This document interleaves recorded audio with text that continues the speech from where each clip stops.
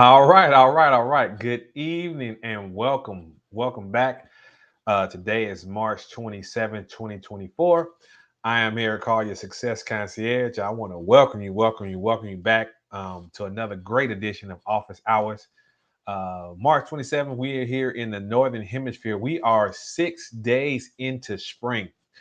Now, spring is just an amazing time of the year, and even over here, we got some other things coming up here as well.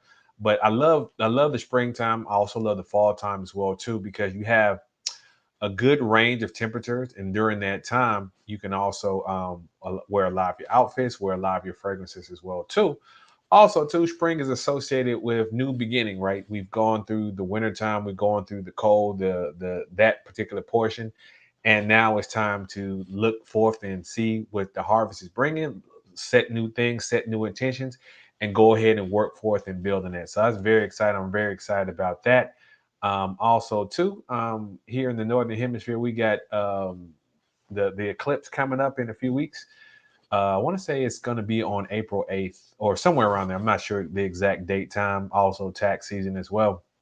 But one thing that's unique about the eclipse this year is a full eclipse, and it won't happen over North America for another 20 years. So it's going to be beautiful, or it's going to be exciting to see here in the Northern Hemisphere. It's going to be mostly in the Midwest. So if you're in that particular space here in the Northern Hemisphere, definitely get your special glasses and check that out.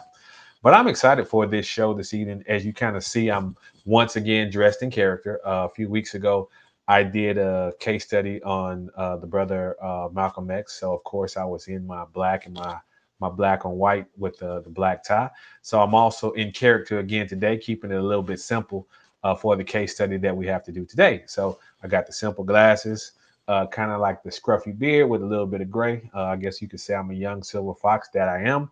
But I have that going on for our case study for the day. Now, when I was trying to think about Steve Jobs and Apple and the simplicity of the things that he would do, I said, okay, what kind of fragrance would Steve Jobs wear? Or what kind of fragrance would I recommend for Steve Jobs?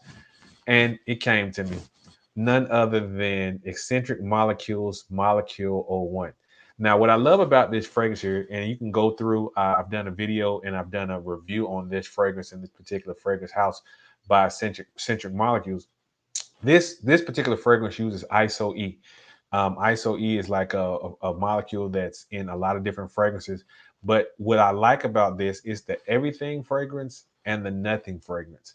So this right here is going to blend well with your own body chemistry, and you're going to get a unique scent different than someone else who wears it. So that's why I say it's the everything and nothing, because eventually you'll go scent blind and you won't be able to smell it, but the other individuals around you will. So I really enjoy this fragrance. And I'm like, if I'm Steve Jobs, who likes to keep things simple and keep things just basic to limit his decision making and kind of get the same outcomes consistently and limit the amount of decisions he have to make.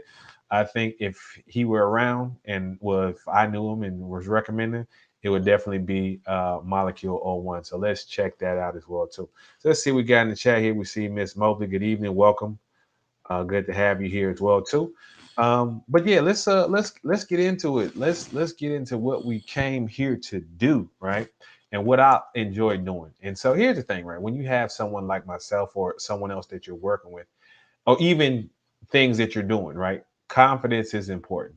So when you're confident about your activities, when you're certain, you're gonna move different, you're gonna act differently. Like what would you do or what would you be if you knew you couldn't lose or you couldn't fail, right? And I know a lot of people say that as a cliche, but I'm just talking about the level of certainty and thought with how your actions would be, right?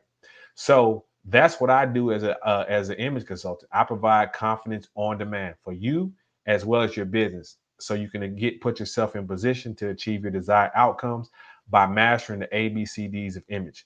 And what does that do? That saves you the stress and time of trying to do trial and error, spending a lot of money and not getting the outcomes and the results that you want to, or getting something that's not tailored and crafted to you. What I do is I provide you the tools and strategy for that just by having a consultation with me, and that's going to save you stress, time, energy, and money, and the pain of staying the same or better yet, or better worse, regressing. So that's what I like to do for the individuals here and the individuals that I work with. And this particular show is actually inspired or it came to me from some of the client work I've been doing over the last couple of weeks. There's someone I've been working with. I've been helping them with their personal image and some things associated with that, as well as their business. And so, if you're out there, I know you tune in from some time to time, so you can shout yourself out, or you can use this as a basis for discussion going forward in our future sessions. But I want to provide this as a little bit of clarity and information, because I'm sure there's other people who have these same type of concerns and these same type of questions that will go out there, right? So if you saw, the title is effective story brand, right, or effective brand story. And whether you have you're an individual who's just doing things by yourself, solo, doing what you do on an everyday basis, whether you're someone who's out there in the career, business, entrepreneur marketplace, or you are a business running a business, such and so forth, you have a brand, all right? And your brand has a story. And you, in your actions, behavior, communication, appearance, also digital footprint, you're communicating a story to the individuals around you. Now, you may be doing this consciously, or you may be doing this subconsciously, but either way, you're sending a message and your brand is telling a story.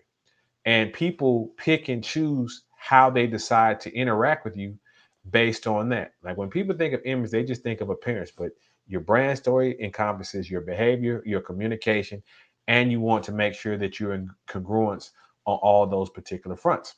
Because we've all seen individuals who, when they move, when they interact, they just have that it factor. They have that confidence that just gets things done. And then we've also seen people who kind of like, oh, okay, I don't know if I want to be near them, around them. They're not really this. Or even people that you work with, you dread working with them because you know, okay, they're going to be kind of lazy. They're going to kind of be kind of negative. They're going to be all those things are part of your brand story. And then we've seen businesses that have the most amazing products. Restaurants close all the time, and we've seen restaurants that had some really, really good food, some really good customer service. But why could they not get people through their doors? All right. It could be economical factors, but it could be they just were not able to attract the right customers and right individuals to their business on a consistent basis. And then we see people or businesses that may not have the best of the best products, but they have constant flow. And that's all about how customers perceive their story brand. Now, I'm giving this feedback and giving this commentary as someone who lives currently in the United States. In this particular area, we have capitalism, so we have a lot of free enterprise. Other places you don't have as much free enterprise, but hey, that's not going to stop you, because even still, in places, and I've been to Cuba, I've been to a place that's heavy on communism.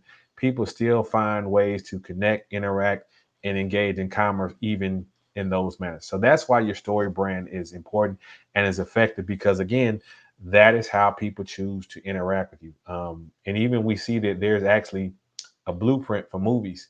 Like, when you see a movie, you can kind of tell if it follows this particular blueprint. I may get into that a little bit later or in another episode, but there's a blueprint that makes movies successful. And when studio houses go away from that, they don't do as well, right? So you can kind of tell. Being someone like myself, I'm analytical, so I observe and pay attention to different types of things. So that I look for that. I look when I'm out and about. But as I said, today we're going to talk. And before I preface this too, because I know we got a lot of people out there who team Android, team Apple. Look, it's not about that. I myself am team Android, but despite that, I can be objective and discuss the matter at hand and get the lessons learned from that. So we're going to go ahead and jump into this case study on an effective story brand. And it's going to be some lessons learned throughout this, but we're going to go ahead and jump into that. We're going to get started. So let's go. Give me 1 second here. Let me pull up my screen here. Yep, let's do this. Hold on. This window. All right. Let's go here.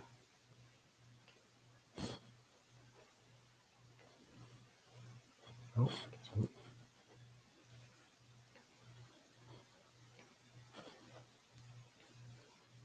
all right. So again, I am iamerichall, your success concierge. Today is April 27, 2024. And we're going to talk about an effective story brand, a case study on Steve Jobs and Apple. Now, when I was doing the research for this and just looking into like one of the top brands and whatnot, and just someone that this is more about Steve Jobs than it is about Apple, but it does contain components of some of the things he did there. That's why it's included. But we're going to talk about Steve Jobs, his background, his thought process, and how he created an effective story brand. I think last checked, Apple, I think they have a market cap of around $1 trillion, which is amazing.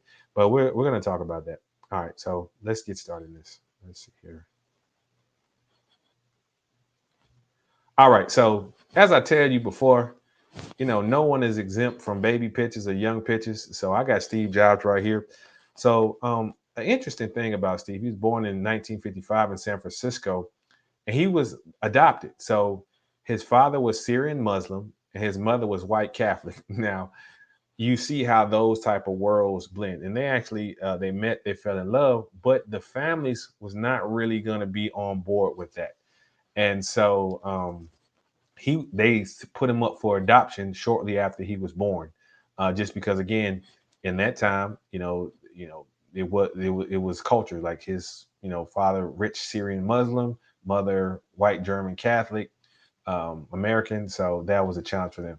And so he really his adopt so they his biological parents were actually pretty well off from his father as well as his mother, but he was adopted by just a not affluent family. And he really admired his dad because his dad liked to build things. One of the comments that he made was, "Oh, if we needed a shelf, he would build it. If we needed a desk or a table, he would build it."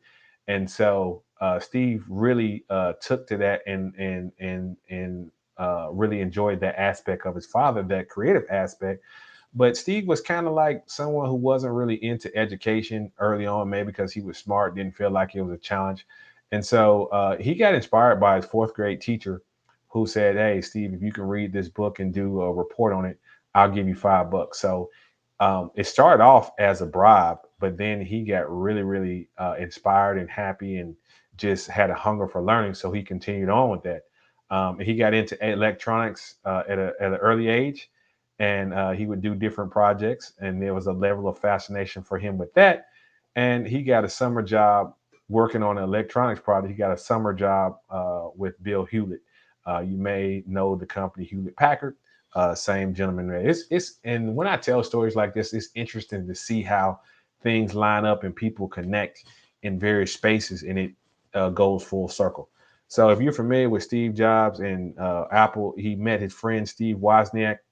They met in high school, and so they were eventually found Apple, but they just started their journey at that. So they were lifelong friends. All right. So he attended his college, Reed College, and it was overly expensive. His parents couldn't afford it, and so he ended up dropping out. One of his reasons for dropping out was he was saying, "Hey, I'm not really as interested in this right here, and I don't want to waste my parents' money."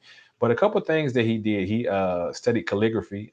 For those who know, that's about drawing and graphics and such and so forth. But he still continued to hang around the campus despite dropping out. He would quote unquote audit classes so he could get a knowledge here and there. But he just came from a humble beginning. He was sleeping on floors. He would return Coke bottles for money. They do cans now, but people collect them, and you could get a little change for that. And then there's temples in various cities like Hare Krishna, where he would go and have meals. All right. And so after college, he went to work for Atari. You see this machine right here on the right hand side. That is the Atari. Some of us had that. You see some of the games, but yeah, that's Atari. So again, Hewlett from Hewlett Packard worked with Atari. Interesting connections. But then something else interesting, like he was really into Zen. So he traveled to India for some time, seeking enlightenment, and he studied Zen Buddhism, and that's why you see this thing here. And a funny story how he got to Atari. So for those who don't know, Atari had this game called Pong. All right, and it's just little paddles and a ball, the simplest of simple. And it's amazing how far we've come with that. But his friend Steve Wozniak designed like a copy similar to that, and he took it to Atari, and they thought it was his, and that's why they hired him. They later found that it wasn't. But when he returned from India, he went back to Atari, and Atari wanted to reduce the number of circuits for a particular thing down to 100. And I can't remember what it was before, but they said if for every one circuit he removed, he would get $100. So he brought Steve Wozniak, and they got it down below 45 to around 45. So they made quite a bit of money, and they agreed to split it. And that's why Apple knew this. Atari knew this. They're like, if we challenge Steve, he's going to bring Steve Jobs. He's going to bring Steve Wozniak. And then he joined this homebrew computer club. Now this is a group. They were out in Silicon Valley. So around this particular time, that's how people communicate. That's how they had quote unquote think tanks and little cliques like that where they had that conversation. And so there's a pattern that you may see arriving from the way Steve Jobs operated and how he did things. But we're going to cover that and go more in depth into that as well too. All right. So him and Steve Wozniak, they founded Apple. For those of you who don't know, this is the first Macintosh. That's what it looked like right there. And so the first Apple, because back in that time, computers would took whole entire rooms. So it wasn't like people had personal computers or it was feasible for the regular person to own one. Either it was too expensive or they didn't have the space. So they developed the Apple One, did okay. The Apple II is what really started to kick off. And then the Apple Mac after the Apple Lisa failure. And so the Apple Mac had a graphic user interface. So that's where you see the graphics on the screen as opposed to the cold green and black of the screen, the ones and zeros. And then he introduced the mouse, which allowed people to interact with that. And that's how Macintosh was born. And he launched at the laser printing, and that where people began to print and do some home publishing, something that was rarely done. It was all done by big houses. So there's a theme or trend, all right, and you may see it, you may recognize it. We'll cover it toward the end, but notice how things that's unattainable, he's bringing it to people. All right.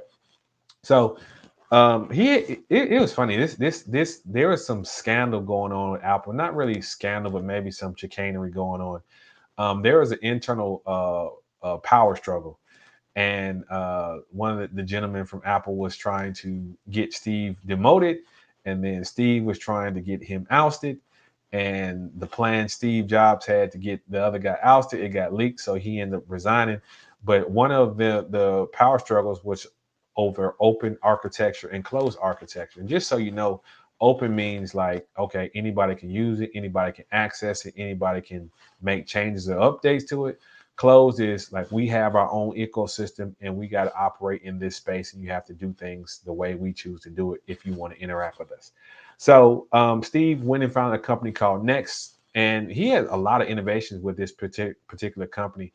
Helped develop visual effects industry. So there's Lucasfilms. You familiar with George Lucas, who did all the Star Wars pictures and some of those things there.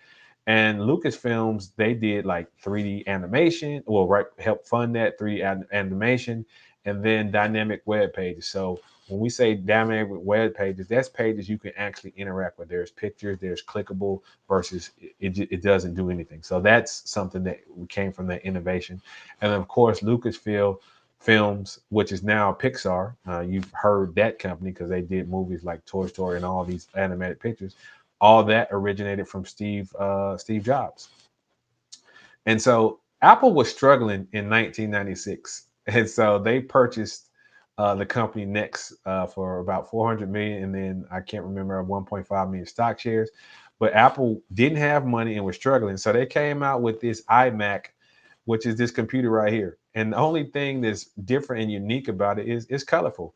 And so some people may have owned those who are a little bit older. They may have seen these, but they came in different colors, and that's what came with like the cool, funky vibe that made people want to interact and engage more with the brand. All right, and so Apple had a lot of failing projects, so he cleaned house at that time. They A lot of people were scared of him because they saw him coming. They might think their job was on the line. And so from that, you had a lot of innovations. And let's look at some of these innovations right here. So iTunes, what did iTunes do? It brought people easier access to music. All right. What did the iPod do? The iPod allowed people to take the music with them easier because, again, before, people had CDs, cassettes, such and so forth. What did the iPhone do? It allowed interface and actually start innovating in the web browsing from the mobile devices. And then, of course, the iPad added a lot more functionality. All right. So one thing I discovered too, man, Steve had like he had an interesting personal life as well too. So he met this young lady when he was in high school, and they dated off and on and whatnot. And she was kind of there off and on as he started to get famous. But she got pregnant, and Steve he wasn't trying to hear that, right? And so she was trying to be decide or not decide if she wanted to have the baby. But he said, "Don't give it up for adoption." And so she didn't. She ended up keeping it, but around 1986, he was looking for he was secretly and silently looking for his biological parents. And one of the things is he wanted to keep that his current adopted parents.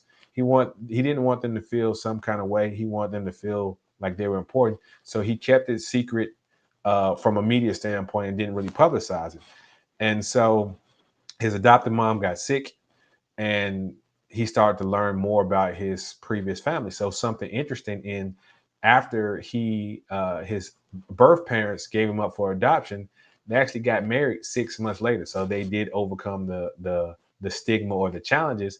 But then the father moved back to Syria, the mother separated, so they got divorced. She remarried, but he discovered he had a sister, and he married a young lady, Laureen Powell, in '91, and they had 4 children. The 3 they have together, plus the one Lisa he had with Chris Ann.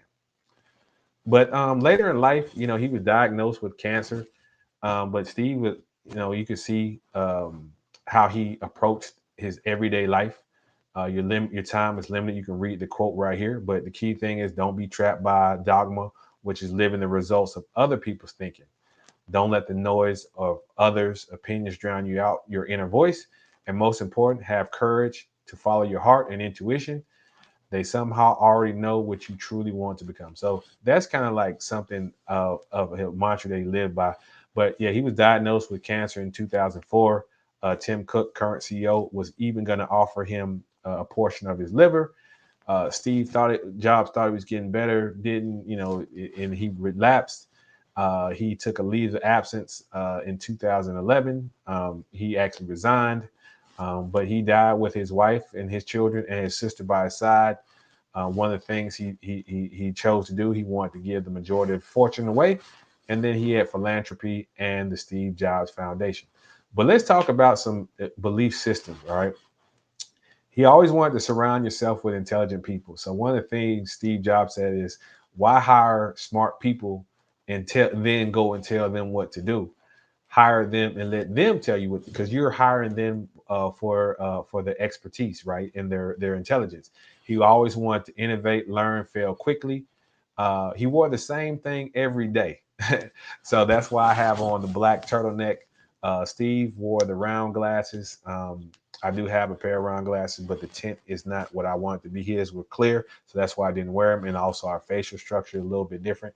But he wore the same thing, black and jeans, right? So I have on a black turtleneck. You can't see I have jeans down below. But he wore the same thing every day because he wanted to limit the extra decisions that he had to make. He wanted to focus on things that really moved the needle. And then he had the Wayne Gretzky puck. One of the things Wayne Gretzky did was, or his philosophy was too, I don't skate to where the hockey puck is. I skate to where it is going to be. All right. And so this is what I want you to take away from this right here about a effective story brand. And if we break things down from the beginning all the way to the end right here, um, you see this mantra. There was this quote that he learned from Polaroid. But what allowed Apple to be innovative and Steve to be creative and solve problems? He wanted to make the difficult things simple and accessible. That was his story. That is the story of Apple. That is their brand, right? Regardless of like, that's why, they come out with a slight version because they thinking this change is something simple. So at the beginning, he wanted to make personal computing accessible and simple for individuals. He wanted to make graphics and design and operating systems. He wanted to make that more accessible and more usable. Wanted people to have access to a music catalog. Wanted people to be able to transport that music catalog. Wanted people to be able to talk and communicate as well as browse, and then take various applications with them on the road and what they did. So that is an example of an effective story brand, of effective brand story, and how it is. I said I kept it simple in a sense that he wanted to make the simple things or the difficult things more simple and accessible. That is a simple breakdown, but there's like a process to what that is done. And that's something that I go through with businesses. But thank you again for tuning into the case study. Like, comment, subscribe. I'm Eric Hall, your success concierge. And thank you for tuning in to the case study right here. So now that we have done that, let's check in and see what we have in the chat. And then we're going to go to some questions. But yeah, I really enjoyed that particular story of Steve Jobs, um, because that's an area of focus that individuals and businesses need in this day and time. Um, hey, Boosie, welcome. You may have enjoyed that as well too. I don't know how much you tuned in, but we all have a brand and we have a story, whether good, bad, or whether it's effectively hashed out. Now the question is our story something that people want to interact with? Is our story or brand something that people want to engage with? Do people want to engage in the manner that we want them to, or we would like them to? And that's why the importance of an effective story brand, that's why the effective story brand is so important into getting your desired outcomes. So we're going to go to the chat. We got some people in here. We're going to go to some questions as well, too. Let me put the link in here in case anybody wants to come up and chime in on the panel. You are more than welcome to do that. And let's see here. There it is. Let me pin that. So the link is in the chat for anyone who wants to come up and join in. Thank y'all for tuning in. Make sure y'all hit the like button. But yeah, we're going to get into this. I know we have some good and interesting questions. Let's see here. All right, let's go to the first question right here. All right, so do you have a fragrance recommendation for a conservative?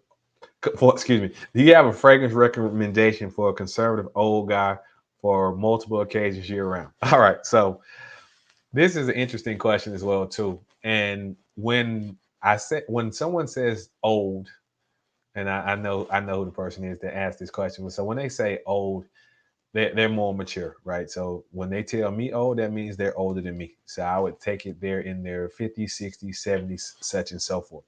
So they're gonna want something, again, in the Steve Jobs mantra, that doesn't require them to make a lot of decisions. It's something they can put on and wear year round, something that's easy. And so my recommendation is an old classic, an oldie but goodie, none other than Dolce and Gabbana the One. This is something that is a classic fragrance. Is geared toward mature individuals. It's simple. You can wear it indoors. You can wear it outdoors. Tuxedo the t-shirt. That's a simple can't miss fragrance for a mature, or as he said, older guy. And it's cost effective. It's not that expensive as well too, and it's readily available. So that would be my recommendation for you. Something simple, easy, versatile, cost effective as well too. And I think your wife will approve as well. So thank you again for that question there. All right. So let's see what else we got here. See what other questions we have. Let's see if we have anything in the chat. Let's see here. Let's see the next question here. All right. How important is networking? Networking is very, very important. And not just networking, but also networking effectively. All right. And so, how do you network effectively? I have a video on that. A couple of them, I think. I know I did networking for introverts and how to effectively network. So you can definitely check those out for more in depth. But I'm just gonna give you the answer straightforward as well too. Networking is important because one, no matter what you do, you're gonna need other people, right? Uh, John Wick needed other people. Iron Man needed other people. Superman needed other people. So if superheroes need other people, so do you. So you may need people for different things, but that's going to be effective as well too. And so sometimes you can do virtual networking or you can do in-person networking. Now I prefer in-person to virtual just because, well, virtual without face-to-face interactions, but I prefer that because you get to know other individuals and develop. You can ask questions, interact, as sometimes text messages and those type of communications get lost in translation. But network is important because one, you're going to learn skills that you don't have because someone else may be proficient in those areas. They're going to teach you or connect you with other people who can utilize some of the things you have to offer, or maybe you have things they have things to offer that you want to utilize. That's going to be helpful. And then also too, promoting and building a brand or building business. That's always important. Now, how do you do that effectively? One, you have to understand what your purpose is for networking. There are some people who just network to network, and that's fine. But if you're in business, you want to be seen as a business person. If you're searching for a job, you want to be seen as a job person, not someone who just going to meet people because they'll introduce you to all types of people, but they may not know, hey, this person is looking for a job, or this person is a business owner, this person has a product or service, or this person is needing help in this area. So that's why you have to network with a purpose. So I always say, identify what your purpose is for networking. Two, identify the type of networking group that your ideal prospect or people who you want to connect with is going to be at. And there's a lot of places out there. They have apps that have different get-togethers for various things, from running to fitness to meditation to real estate, all those type of things. So there's apps for that. So identify that, and then know who you want to meet at that particular group. And then if you're a business owner, make sure you have business and marketing material so you can drive people to action, as well as they can get in touch with you and remember you after you leave. So networking is important. Lone wolves, they get slaughtered. So that is the answer to that. So hopefully, whoever asked that question, you get the answer for that. And if it stimulates other questions, we can do those as well too. Let's see if there's something in the chat. All right, so let me see here. All right, so and this is a question from Boosie. She says, "How do you effectively network with groups of people who you may have differences?" Um, so just a bit of clarity. When you say differences, does that mean like religion, or y'all disagree? Like differences could be a number of things. So I don't know if you have time to update the spot in that, but I'll answer that, right? So when you're networking with someone or networking with groups of people, all of y'all are going to be different. There are going to be people who are younger, people who are not so young, people from this culture, this gender, that gender. But at the end of the day, they're all people. They all have needs. We focus on story brand. So your story is how you want them to interact and promote and connect with you. So I go back to my original thing is okay. All right. So let me finish this now. Answer the follow up question. I said you go back to your original of understanding the purpose of the group that you want to go to, why, what you want to learn or obtain from that. And let me put the updated question right here up there. All right. And so the update is that breaking into affluent community, older community, white community. And I still stand on what I've been saying is because if they're affluent, they have needs, they have things they want, they have things that's important to them. Same with the older community, same with the white community. So again, if you want to break into those areas, and I'm guessing is maybe you want to connect with those individuals and people, or you may want to do business. But what's important to those individuals? And why would it be beneficial for them to connect and be friendly or do business with you? And so it may be, I just want to go in, I want to be able to eat, drink, uh, enjoy myself in these particular spaces. So you have to understand the rules of engagement. One, you have to have the mindset right up here. Make sure you look the part and you behave and communicate the part. So from a specific standpoint, I would just say, okay, from the affluent community, are you what is the purpose of your networking? From an older community, what is the purpose of networking?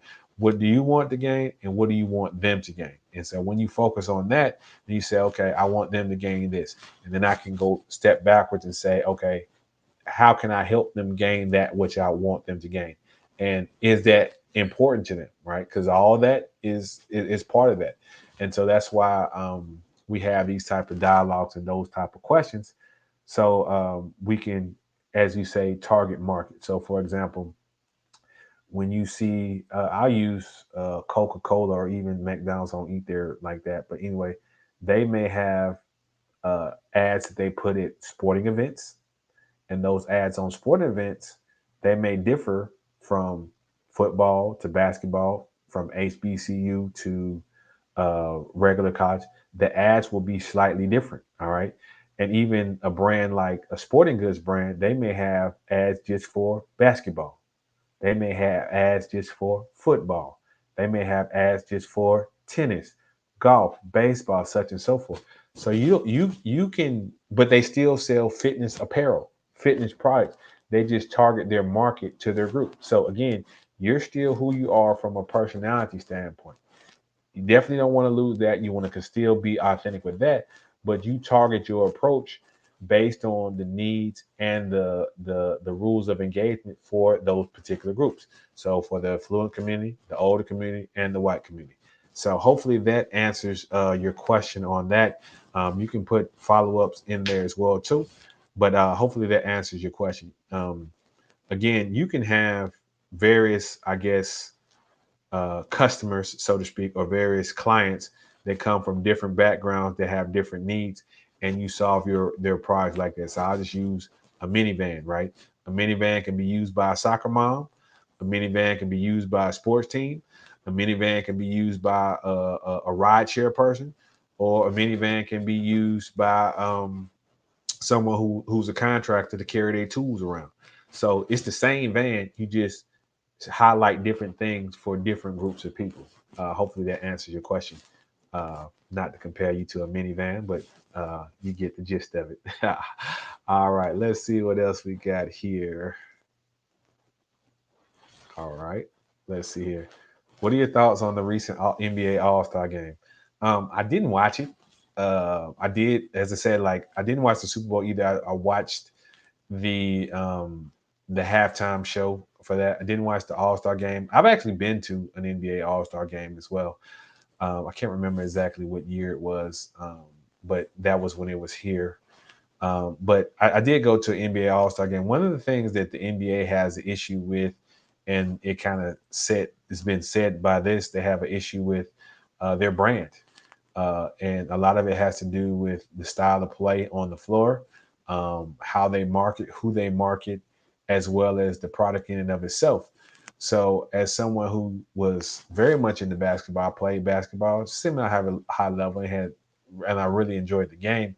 I've actually developed a preference more so for college versus pro for a number of reasons. But the NBA, they definitely have a brand problem. Now, sometimes organizations as big and that generate as much revenue as the NBA does, they may not focus as much on their brand or may not see certain things until it could be too late. Because again, when the money flows, that helps wash away a lot of problems.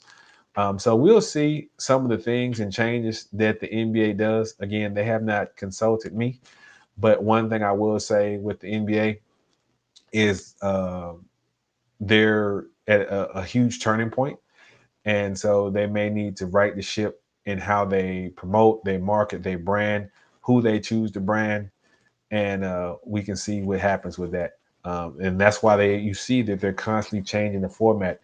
First, it was East versus West. Then it was captains. They had like a draft of that. Then it went back to East versus West this year. Had a record high score. A lot of people tuned out, didn't like it. Even the commissioner said so as well. And then they're talking about doing a USA versus the world as well too. So it's in then some of the events surrounding the Saturday night dunk contest, 3-point contest, that event. So we'll see how they transform it. I do have some ideas, but again, they have to reach out to your success concierge, and they have to put me on retainer. So hopefully that answers your question as well too, about the NBA All Star Game as well too. All right. All right, so let's see this right here. Oh, I love this question. It's actually tunes into what we have talked about tonight. What are some tips for branding my business? All right, so um, we got to work on your story brand. And what I mean by your story brand is when I see, and I've done this mistake as well too, when I see and talk to people about business, they focus a lot on, oh, my product does this, my product does that, my feature does this, or this right here. Okay, but truth of the matter is, so what? Customers are selfish. You're selfish. I'm selfish. People are selfish. What they really want to know is what outcome can I get, or what experience can I get from your product or service? That's it. They want to know what is in it for them. So if you have a business, and again, I don't know much about your business because we haven't consulted, but I'm just making this in general. If you have a business, you have products and services. So how does that effectively meet someone else's needs? Like if I have a restaurant and I say we have the 100 best steaks and all this handcrafted wine, okay, all that's good, but what is the real bottom line? I'm providing you a unique dining experience. Oh, that's the problem I'm solving. That's the experience I'm providing. Oh, I'm providing you a convenient and cost-effective way to feed your family. That's the problem I'm solving. That's the convenience I'm doing. Or I'm providing you access to maybe some foods that you may not normally have access to, or they're difficult to prepare. I'm making that easy for you. See, so it's not about, oh, okay, we got this dry aged steak, or we got this, or we got that. It's about the experience or outcome that I get from that, or not I, that the customer get from that. So if you're branding your business, what is the experience or outcome that their customers get? What is their problem that you're solving for them? What is their pain point that you're fixing? See that now we focusing on the brand. And so when you shift your focus from what you do and what your product does or what your service can do to this customer has a pain point and this is how I solve it, then one, you can address them better. You can speak to their thought process, and you can better interact with them. So that is what I would focus on just from a high level. But again, if we were to have a session and get a breakdown into that, we would definitely dig definitely deep into that on the specifics of your business as well too. All right. So let's see what we have in the chat here. We got about not that much longer here. So let me put this up here. So yeah, I thank everyone for tuning in. I really enjoy answering the questions that people have. I want to see growth. I want to see people make progress in life and business and in their careers as well too. But let's see if we have any more questions. Let's see here. All right, what should I wear to a summer formal wedding? All right, so we coming up on that time of year. People's getting married, sending out wedding invitations, and people ask the question about summer formal. Now, there's so many levels of casual, formal, all these types of things, but summer formal, think of what you would wear to the beach, but not get in the water and still be presentable. So that's what you're going to do for a summer formal. So you're going to wear earthy colors, your beige, your khakis, your browns, your pastels, like your light blue. That's the type of colors that you want to wear. If I'm going on a material standpoint, I would do linen with a little bit of cotton blend. And the reason why you want to do linen with cotton blend, because linen by itself wrinkles up. You want to do loafers or drivers, preferably no socks because it's summer formal. You want to have fun. And then you would do, if you're going to do a shirt, you can do, um, a nice non-graphic t-shirt, maybe a sports coat because it's formal, like that, not too much pattern, something solid. And that's how you're going to rock your summer formal event as well too. So with summer formal, it's more so like beach casual or beach formal without the water and without the sand. So you want to do lighter colors, earthy colors, um, nothing too patterned or too crazy. That's where the formal comes in. So no beach shirts, no Hawaiian shirts, none of that. Simple, basic colors, and then solids on the t-shirt or the jackets and the pants that you wear. And then of course your shoes, no boots, no tennies. You're gonna wear like loafers, drivers, those type of shoes. You can even get away with some monk straps as well. That's how you're gonna rock your summer formal. You're gonna look good, you're gonna feel good, and you're gonna be comfortable because again, you may be outside or be somewhere where it's a little bit warmer. So those are some breathable fabrics and patterns that you can rock. So you look good and you're on point with that. All right. So let's see what else we have here. I love springtime. So that's good there. Let's see what we got here. I started working with an image consultant and they were tough on my outfits and clothing choices. Is that normal? Yes, if they're good, they are. So here's the purpose of an image consultant, right? So image consultant, a good image consultant is going to do a couple things. Well, the two main things. They're going to, well, three things. They're going to give you an evaluation of where you are. And you may or may not like that, but that's why you hire a professional. They're going to give you the tough truth if they're competent and good at what they do. Then the second thing is they're going to tell you what to buy, and then they're going to tell you what not to buy. And so here's a challenge that a lot of people get, right? They start working with the image consultant, and I can speak on this because I did this myself. They start working with the image consultant. They maybe learn their style, personality. They maybe learn a couple things, and then they say, "Oh man, I can do it. I can go run out and buy this or that, right? Or I can go and jump the gun, right?" And so you do that, and then the image consultant comes back and says, "Yeah, that's not what you thought it was," right? So yeah, it can be kind of difficult. It can be a little bit of a culture shock. That's normal because you got to realize you've been operating in your pattern of dressing, style, appearance, behavior, communication, to an extent, digital footprint for however long you've been living or doing this on your own. And so now you have a level of comfort. And so what the image consultant is going to do, they're going to stretch you slightly outside that, but also boost your confidence. So it's just like when you work out, if you haven't been doing it, you may have some fatigue, you may have some after effects, you may have some soreness. But then after you get through that point, you're going to start to feel better, you're going to feel stronger, you're going to feel more confident.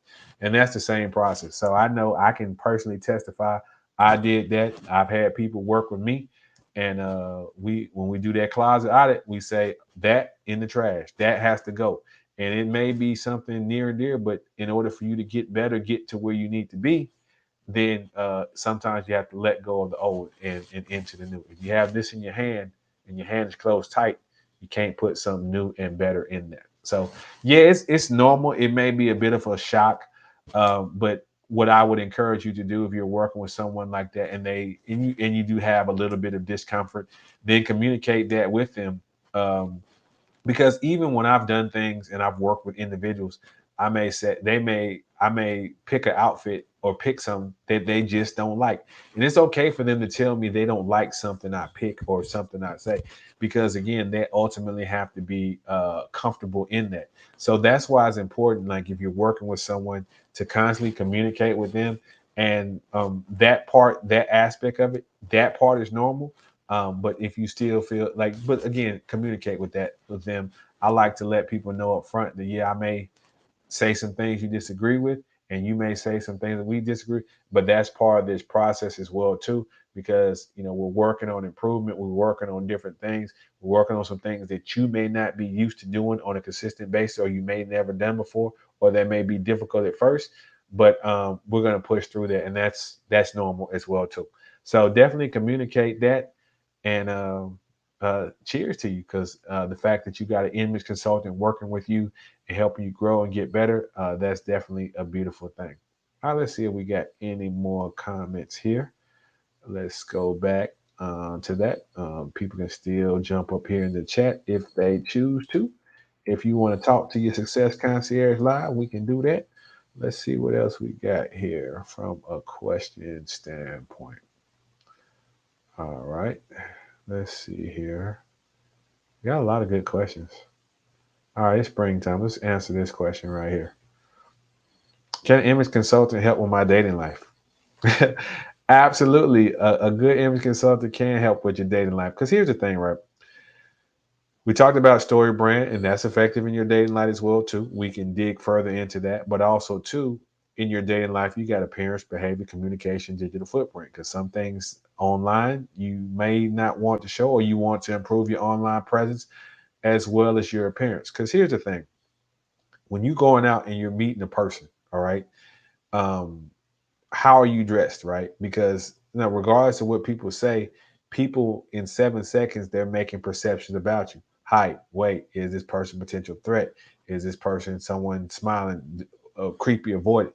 All those type of things that go into play. All right, and so when you're out and about, you could have an outfit on that shows you to be approachable. It could show you to not be approachable. And so if you're trying to meet with someone, we talked about networking earlier, those outfits can send messages. And if you don't know and you haven't been trained to think about that, then you may be subconsciously or unconsciously sending the wrong message. That's why I go over the 3 rules. Rule number 1, where you're going to wear it to. Rule number 2, what's the message that you want to send? And the third one is the value add. So make sure, 1, your outfit is appropriate for the location that you're going to, but also 2, the message that you want to send. All right. If you want to have a good time, that outfit is different than I want to be married, or I want to show stability, confidence, all these type of things. And if you're not getting the type of attraction from certain types of individuals, then that's why we work with an image consultant on that. And that goes for men and women. And I don't care if you young, you old, you live an alternative lifestyle, all of that matters. Because again, people are making thought process around that when they in fact see you. All right. So yes, can an image consultant help with your dating life? Yes, and they can be honest with you about where you rank, looks wise, physique wise, and also come up with a plan for improvement. And if you're looking to meet a mate or looking to be out there like that, they can help you highlight your best features. Also, to because we all have good features and not so good features, and downplay some of those other ones, because again, we want to put the best you forward so you can achieve your desired outcomes. So yeah, most definitely. And I've helped and worked with people on this as well too, because again, it's all about putting yourself in position to achieve your desired outcomes. So if an image consultant works with you, and let's just say you're only attractive or seen as a viable mate for marriage for 10 people, then you have a choice of 10 people. But then you expand and do that, and you have more choices, more options, then you can make the best choice that's going to be worthwhile for you. And you don't have a small room for error. So hopefully that answers your question there. I love helping people I've helped people get ready for dates, both men and women, date night, first dates, celebrations, all those type of things. All those types of things matter, and that's something that I enjoy doing. So let's see what we got here. Let's see if there's anything else in the chat. All right, so again, today's show, we focused on an effective story brand and gave an example of a story, a brand story, right? So, what is your brand story? What is your story like for your personal life? How do you interact with your brand? What do people get and experience dealing with you? Whether that's just you as a coworker, you as a boss, you as a mate, you as a family member, you as a friend. What is it that they're getting, or what is it you want them to get? And we can work further deep in that, because there's a blueprint to that as well too. And what are they getting from your business or your career development? All right. So again, this is what I do. I work with individuals and provide tools and strategies so they can avoid the stress, the negative outcomes for not getting their desired outcomes, because people want to be confident. They want to perform at a high level. I help them have confidence on demand. But I provide strategies and tips for individuals and business to achieve their desired outcomes by mastering the ABCDs of image. Really simple. All you have to do is hit me up, book a consultation. Because if you don't, you're gonna stay the same, or better yet, or worse yet, you may regress, and you don't want that. You're all about progress going forward. I am Eric Hall, your success concierge, providing you the vision, tools, and opportunity for your desired success. Thank y'all for tuning in. Salute, and we are done. Good night.